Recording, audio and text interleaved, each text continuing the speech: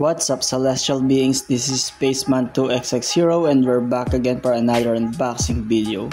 And for today's video, we're going to unbox and review King of Artists, the Monkey D. Luffy Special Version Bounceman. So without further ado, let's go. So let's take a look first at the box. Ayan, sa front ng box makikita natin King of Artists, Monkey D. Luffy. Sa kabila naman, ayan, version A at version B, Bounceman and Snakeman. Ayan, yung itsura ng figure sa likod, ganun din. Same lang ng cover from Ban Presto. And ayan, sa gilid, concept art ni Luffy. And sa taas ng box, ayan, may apelyido pa. Ayan, version A, si Luffy. And sa baba, yung mga bagay na hindi natin binibasa, kaya ilabas na natin siya sa box.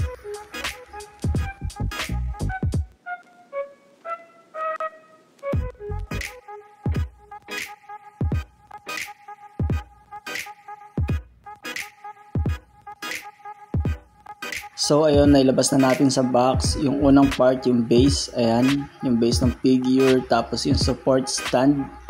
Ayan, yung sa likod, tapos yung left hand, ayan, yung left hand ni Luffy na balot ng haki. Tapos yung mismong figure. Actually mabigat yung figure, so try natin buuin. So na-assemble na natin yung figure. Ayan, Wano na version. Akala ko yung version na kalaban niya si Doppy, yun pala hindi. But sobrang astig yung figure. So ayan, take a closer look. Sobrang detailed.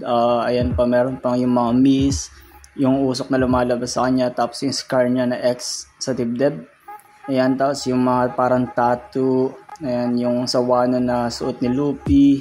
Kitang-kita mo pati yung pabalot ng haki. Meron din yung samurai na gamit niya na pinansusuntok niya. Ayan yung samurai. Ayan, malambot lang yung samurai, so ingat tayo. Tapos yung straw hat niya, kung saan siya nakilala. Ayan din yung straw hat. Sobrang astig ng figure, sobrang detailed. Akala mo resin kung titignan or statue, pero PVC lang siya. From Ban Presto nga pala to. Ayan, Bandai Namco. So ayan yung figure, gear for Luffy Bounceman. Ayan, tignan pa natin yung figure. Ikot natin, ayan. Kitang-kita yung details, yung chinelas ni Luffy. Sobrang angas ng figure, sulit na sulit. Nakuha ko to ay Jedi Toy din for only 720 pesos, I guess. At ngayon, nasa 900 pataas yung bentahan niya. So, sobrang good deal.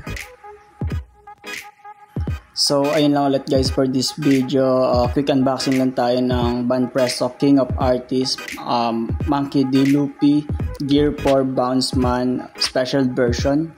Ayan, from One Piece. Shoutout ulit sa Jedi Toy din, sa kanila ako ito nabili.